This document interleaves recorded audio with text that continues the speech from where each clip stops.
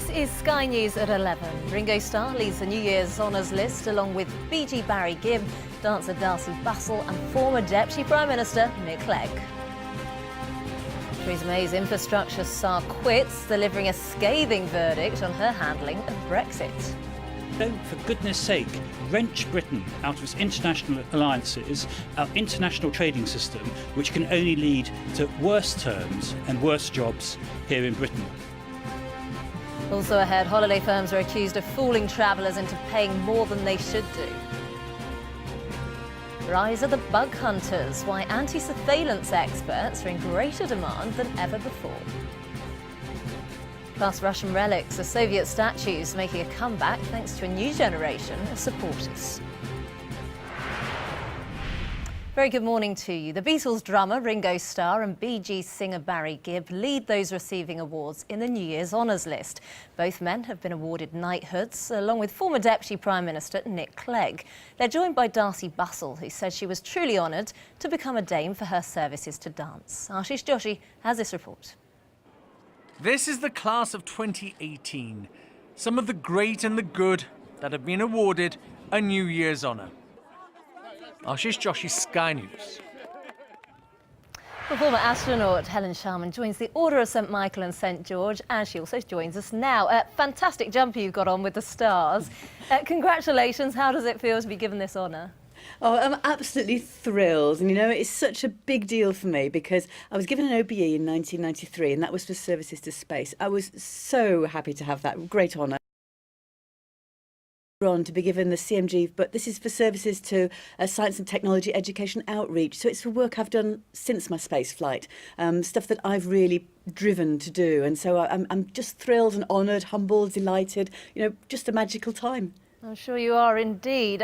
Let's talk about your career a bit, because it all started, didn't it, with a radio advertisement. Wasn't that how you first became an astronaut?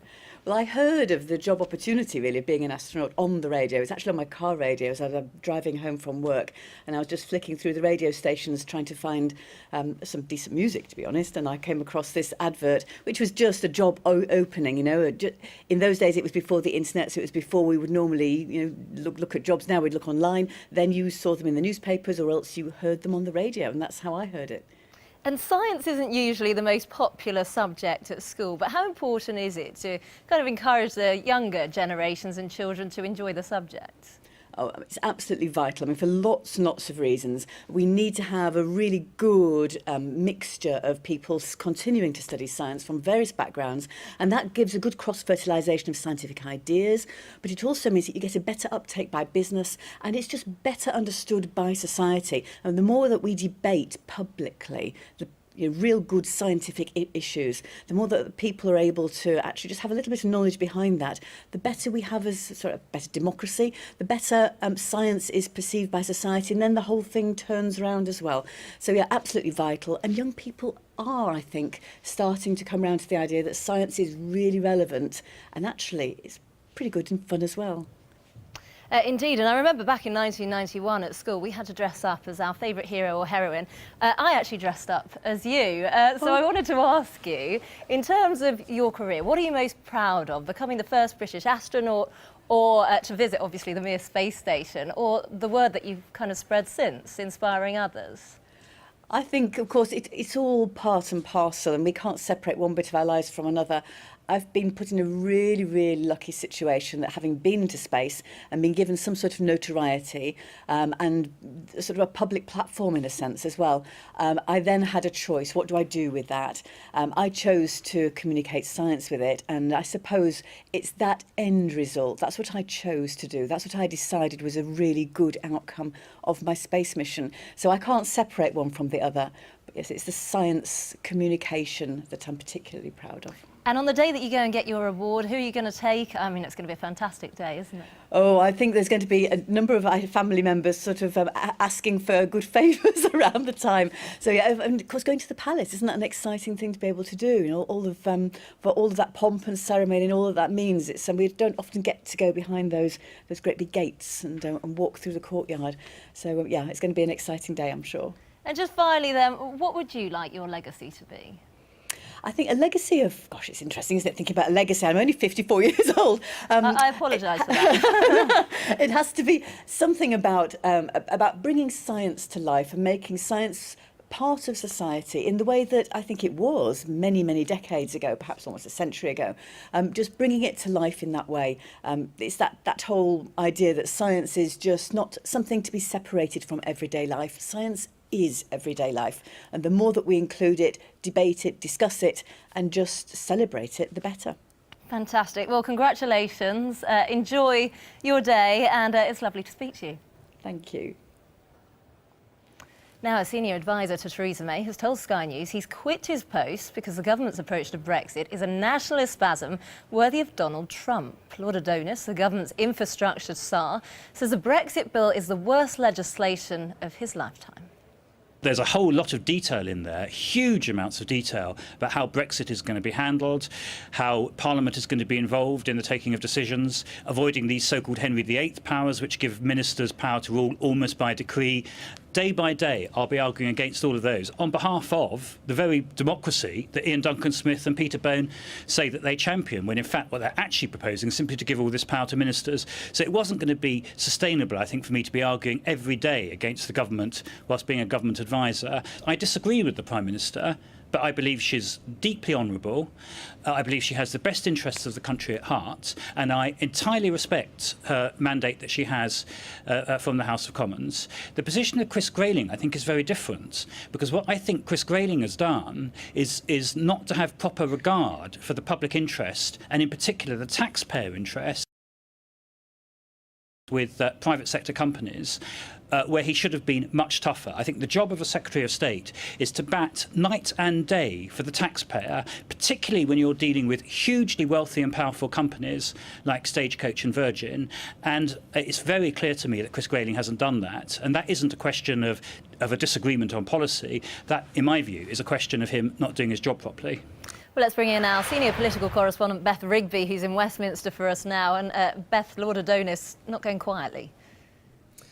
No, Becky, and what we've had overnight and into this morning and in the newspapers is lots about his position on Brexit and his fierce and stinging words to the Prime Minister over make remarks over rail policy, insisting that no one is getting a bailout. But watch this story, because I think it will run in the coming weeks, and I think Lord Adonis really could be a thorn in the side of the current Transport Secretary, Chris Grayling. OK, Beth, thank you. Now, it's that time of year again when many people's thoughts turn to booking a few days in the sunshine, but that holiday bargain may not be all it's cracked up to be. Consumer watchdog Which found that some holiday makers are being fooled into paying more than they actually need to for flights and package holidays. Well, our reporter Lorna Shattuck is here. What are the particular pitfalls that people should look out for? Well, Which say they looked at 30 different deals over the course of this summer, so during July and August, and they say that some companies are actually portraying a deal as being time limited, so you must book before a certain date in order to get the sale price, when in fact it isn't. They found in over half of those 30 cases, 16 out of the 30, that the same offer was actually available for the same price, or crucially for actually less money after that end date. So we've got a few examples we can look at. Virgin, they were offering 7 nights at a hotel in Florida. Sounds person if you booked by the 17th of August, but actually afterwards, after the end of the 17th of August, the price went down to under £700 per person, so £115 cheaper. So imagine how annoyed you'd be if you saw that. Sandals, meanwhile, offered again 7 nights in Jamaica, at a hotel in Jamaica, as part of its summer mega sale, £1,500 a person, but that dropped by £50 a head the day after the sale ended. It's a huge amount. It is a huge amount, and you could actually end up saving money by waiting in that particular case. And not just long haul as well. Ingham's Italy, they offered discounted trips to Capri and Milan until the 4th of August, but actually when Which checked, a month later, that discounted price was still available. And that, in fact, is against the Committee of Advertising Practices Code of Conduct. They say closing dates for deals should not be changed unless the circumstances are avoidable. Now, Sandals and Virgin and Ingham's have all come out and said they don't intentionally mislead their customers. Ingham's say they're reviewing their practices, but Which say they are sharing these findings with trading standards, asking them to investigate. In the meantime, they say Be very careful, shop around, make sure you check with lots of travel agents before you click on those tempting deals. Maybe hold off booking for a while. Thanks very much. Now we're going to return to our top story now on the New Year's honours list. And among the recipients of a knighthood is political scientist and election expert John Curtis. And Sir John joins us now. Very good morning to you. How much of an honour is it for you to receive this, to be knighted? Well, of course, Rebecca, it's a remarkable honour to receive, and it's certainly not something that I ever expected to happen. After all that I basically do is, as an academic, write relatively obscure articles for relatively obscure publications, and occasionally appear on channels like this and try to provide some insight from that academic research as to what's going on in the real political world, though I'm not quite sure that any of our politicians necessarily regard my comments as helpful, quote unquote. But apparently, somebody out there thinks that what I do is worthwhile, and I have to admit that occasionally people do come up to me into the street and say, look, actually, we do value what you do. We find your contributions on television either illuminating, entertaining, or whatever. And I guess, therefore, perhaps this is an acknowledgement that perhaps indeed, maybe, I make some small contribution both to academic life, but also to the political life of the country. Well, indeed, and earlier on this year, your prediction led many to say that you were the true winner of the election. You went against what most people believed would happen. What drew you to that conclusion? Well, the truth is, with the exit poll, all we can in the end do is to tell you what the data says. And it just so happens that actually in the 2017 election, for the third time in a row, what we said was at variance with what most people expected from the opinion polls, but in the end the exit poll proved to be roughly right. Now, I know this is an exit poll that's shared by Sky, with ITV and the BBC, and all three organisations are very strong in standing behind what we do. The secret, to be honest, is that what we do is each election we go to the same polling stations as we did last time. That gives us an idea of how public opinion and political preferences have changed in different parts of the country, and it's on the basis of that that we then work out what the seat outcome is going to be. Now, it's very different from an opinion poll. You can't learn anything what we do, but it does look as though this approach, which we've now adopted ever since 2005, does seem at least to give us a pretty accurate result, and that's the answer. So there's no magic on my part. It's just simply data collected faithfully by interviewers, and then I and a number of very valued colleagues working together in order to analyse that data to work out what it means. Well, you have got a bit of a cult following now on social media, haven't you? I've noticed lots of memes. You've got various Twitter accounts, one telling people when you're actually on TV. How do you feel about that? Well, I think that one started on April the 18th when the Prime Minister called the election, and in truth, having agreed to go into television studio, it was some hours before I could escape. And I think at that point somebody noticed that maybe it was on television rather a lot.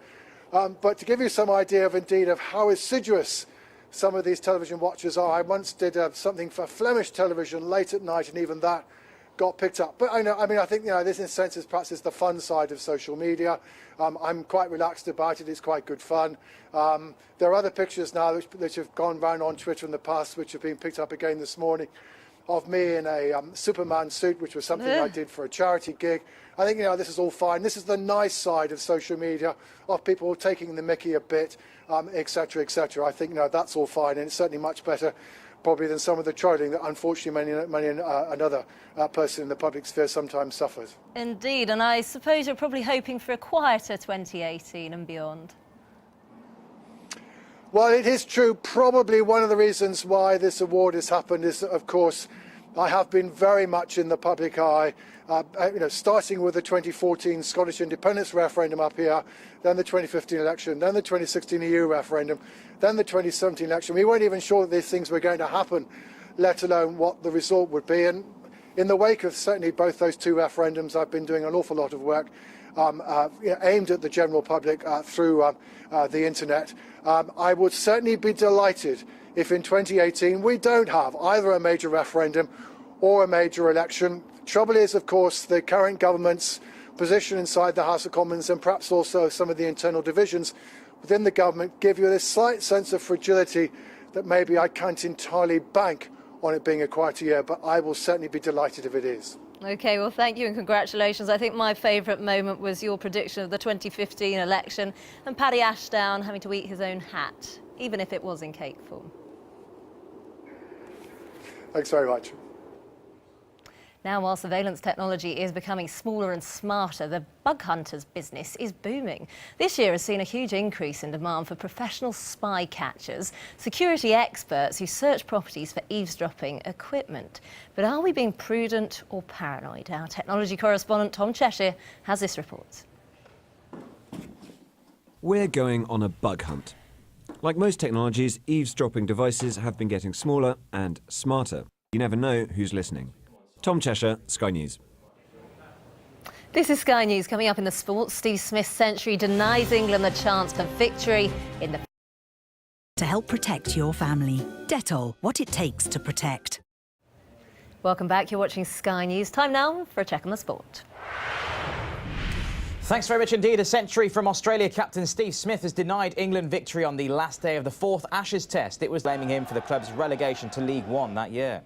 There is, of course, more live now on Sky Sports News. We're back at 12:45 with the best of the highlights from the conclusion to the 4th Ashes Test. See you soon. Thanks, Gavin. Time for a check on the weather now.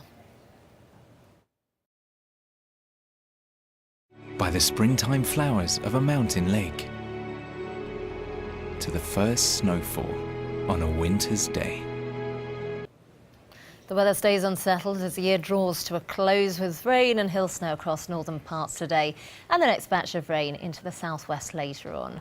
Outbreaks of rain and hill snow will move slowly northeastwards across Scotland this afternoon, with bright and breezy conditions following and just a few showers to the west. It'll turn cloudy and wet later on across southern parts of Ireland, South Wales and southwest England as Storm Dylan approaches.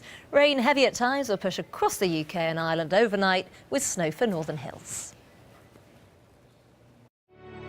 The weather, sponsored by Qatar Airways. This is Sky News. Coming up, we'll be examining the telltale body language signs of some of the key personalities of 2017. And coming up, it's Kim Jong-un. More after the break.